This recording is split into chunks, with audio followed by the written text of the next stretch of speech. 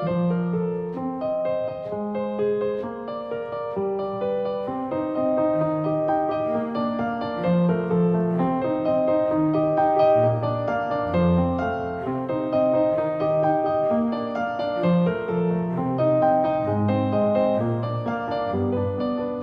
was a great inventive genius who had helped to mold this area. So one expected a hospital in his name to be innovative, to be technologically at the top, because that's who he was. In history, going back to Hinsdale Hospital, which was the first contact the Kettering family had had with the Adventist Church, I think gave an excellent living example of care for people, particularly the polio epidemics, which were rampant in the 1950s. The concept of whole person care, I think, touched a chord with the Ketterings. Mr. Kettering, of course, was an engineer, and he was interested in everything that related to engineering, from surgical instruments to the big diesel standby generator over in the power plant.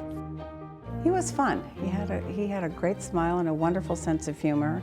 I do remember that as a young child, he had one talent that I thought was pretty impressive. He could walk on his hands.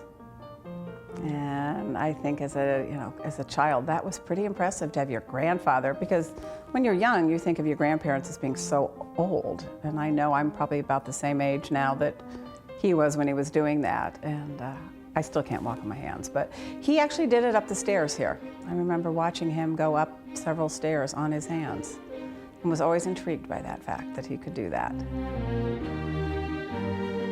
We tried hard to make friends with everybody in the community. We promised the local hospitals that we would not advertise locally so that we would not disrupt their services. We traveled the country and recruited people, and I think we're unusually successful in putting together an original staff. And we were all new employees. Everyone was equal.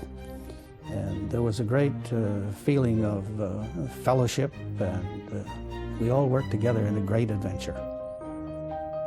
Of course, George Nelson ended up being my next-door neighbor, and he introduced me to Eugene and Virginia Kettering. It was interesting at the time, but they were very impressive people.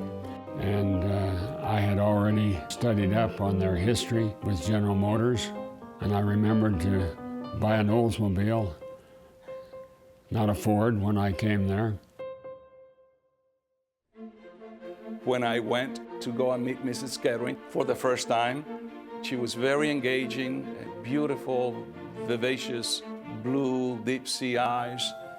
I learned that behind that gentle and gracious set of expressions, there was a lot of energy and fire, which I got to experience in a couple of times. But it was, I felt immediately a warmth and rapport that it only grew over the years.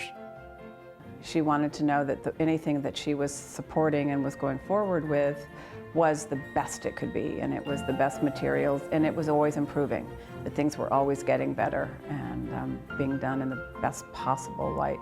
She didn't like to throw money or her time into things that weren't going to make a difference and have some sort of a change in them.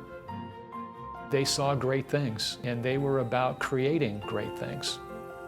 I don't think they would ever underestimate the capacity of people with mission and commitment to accomplish great things.